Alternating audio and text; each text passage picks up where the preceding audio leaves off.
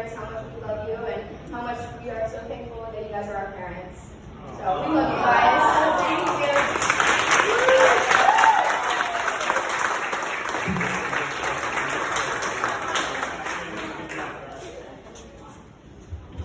Yeah, I never seen any Taylor when we played before like 5 times. I tried to wax it out each time. And I had to realize that it was a pretty nice bruise on that.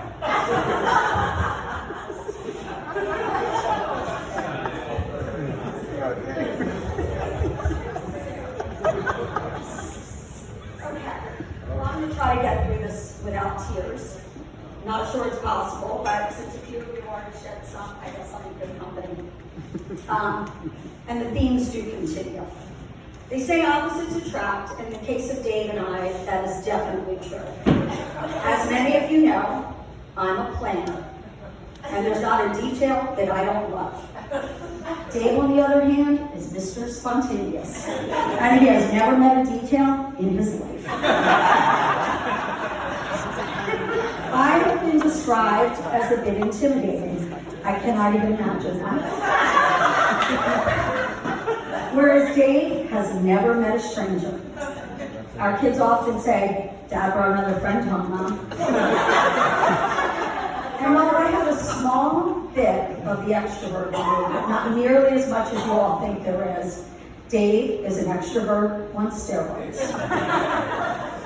And while those differences have proven fun, and at times frustrating to each of us over the years, the common bond that we have shared from the beginning is the love we have for our family and friends. Yeah. Very early on in our relationship, I learned how important family was to Dave.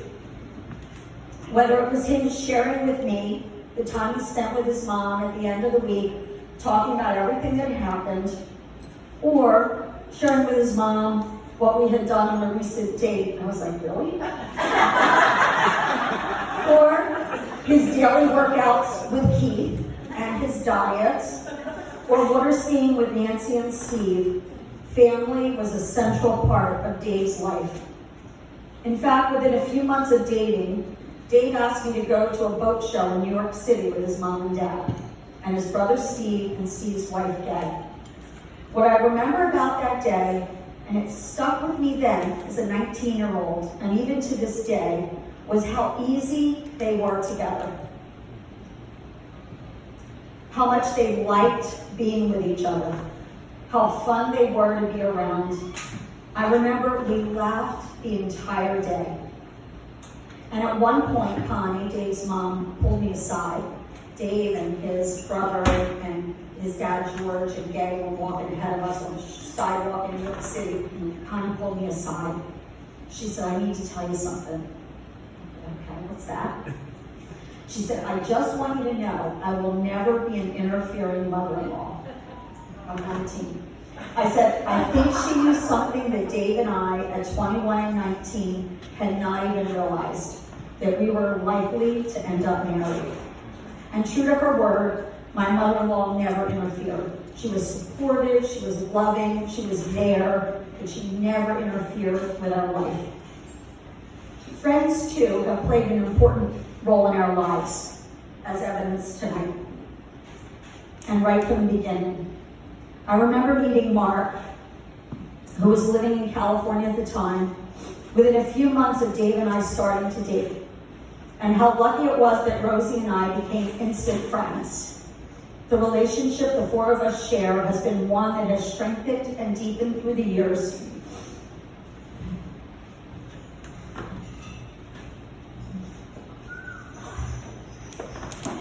Regardless of where we've lived and how our lives have changed, they've been amazing friends, as many of you in this room have been. A few weeks ago, Dina, who's here somewhere in the room, asked me, she came down to visit while Dave went to California. I needed somebody to help me take care of Mickey, and I needed somebody to help me take care of me. So she came down. She was my first choice, and she came down. And she asked me, we're sitting there one night, I don't know if we're out by the pool or in the house, and she said, How did I know in my mid-20s that Dave was the one? She wanted to know what were the qualities that I saw in him that made me confident that it would last. Well, I don't know, in mid-20s you're confident about everything, but here are those qualities. They were true then, and they're true now. Dave, you've always made me laugh, even when you frustrated the hell out of me. And I know your siblings can relate to that. Your charm and smile and dimple and twinkle in your eye have always gotten me laughing. You've always made life fun.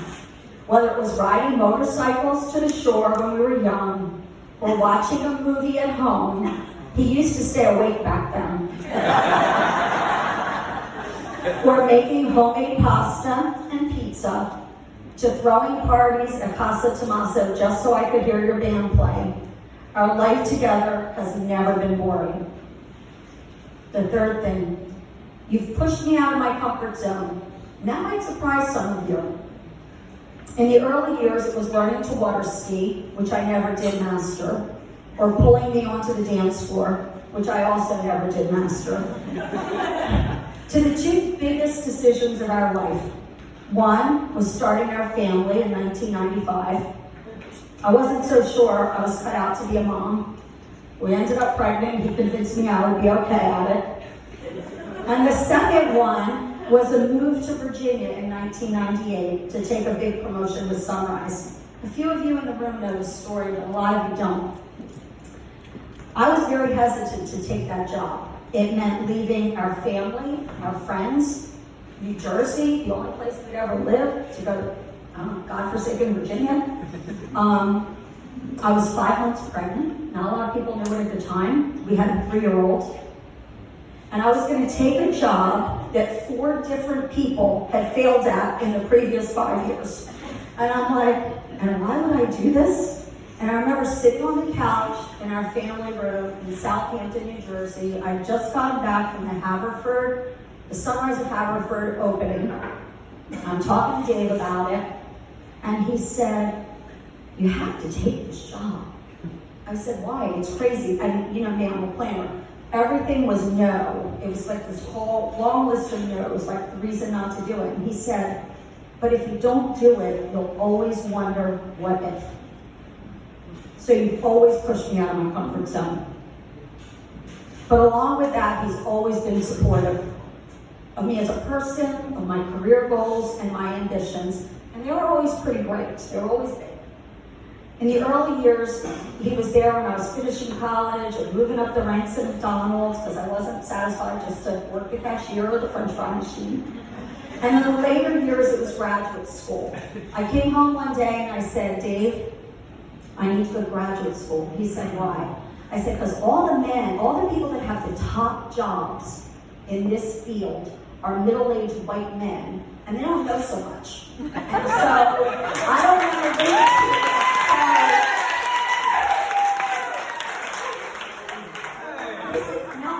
this is back in, I called 1989, and I said, I don't want to wait that long. So I need to go and get my MBA so that I can join the ranks. And by the way, I don't want to work, so our income's going to be cut in half. And you're okay with that, right? Okay. And I said, and when I get done with school, I'm going to be making a lot more money than I'm making right now. I had to put my glasses on because I couldn't see. Anyway, he said, fine. If that's what you want to do, it sounds great. So for the next 18 months, that's what we did. When I finished graduate school, I said, I had all these job offers. And a lot of them were making a lot more than I was making before I started graduate school. But the job I took was making less money than I took when I started graduate school. And it was with my buddy here, Catherine, who we met in grad school. And it was because it would expand my resume. It would expand my thinking. It was not a line job. It was with a nonprofit. It was a support role, which I didn't really like, but I did for a while. But I learned a lot. But you know what my husband said? I'm with you. If that's what you want to do, if that's what makes sense, I'm here for you. So whether it was that job or other jobs, he's always been there to ultimately, when we had the discussion about going to Virginia and taking the job with Sunrise, Dave basically gave up his career at that point. I said, who's going to take care of the kids at home? We've got a nanny, we've got your mother, your sisters, my mother, my grandmother. I mean, like, who's going to do all this? He said, I'll stay home with the kids. I'll be there. And he was. And ultimately, to the biggest and best decision of my career, which happened in 2010, which was starting Kensington Senior Living. There are not many spouses, when a wife leaves corporate America, approaching 48 years old, says, okay, we're going to start a company. And guess what? We're not going to have any outside equity. And these buildings are cost $40 to $50 million. And we're going to roll the dice and do this. And he said, you know what? I believe in you, and I believe in your partners.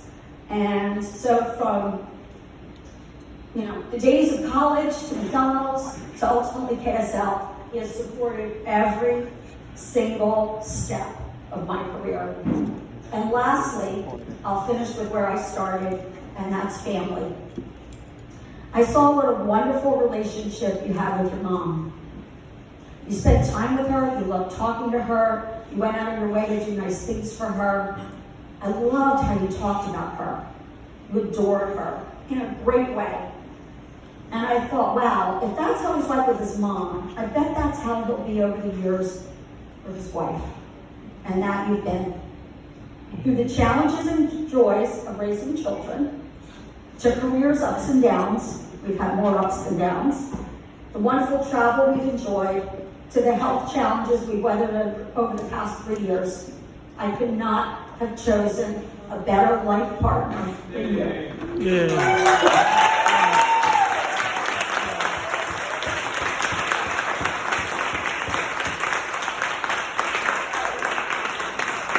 You have been a wonderful father. You have been a wonderful father to Taylor and Morgan, and a wonderful husband to me. I am so happy celebrating your 60th birthday with you.